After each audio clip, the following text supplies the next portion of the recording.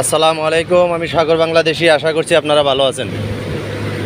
সদর দক্ষিণ থানা অ্যাডভান্স সিএনজি পাম্পের সামনে এইমাত্র একটা দুর্ঘটনা ঘটলো। যাক, কেউ হতাহত হয় নাই। সিএনজির ড্রাইভার একটু ব্যথা পাইছে, অটো ড্রাইভার।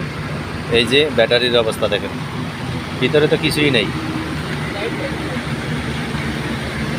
এই যে প্রাইভেট কারের সাথে মুখামুখি।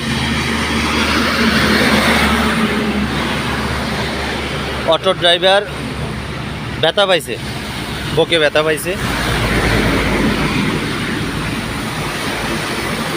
এই যে দেখেন, এই প্রাইভেট কারটা কই?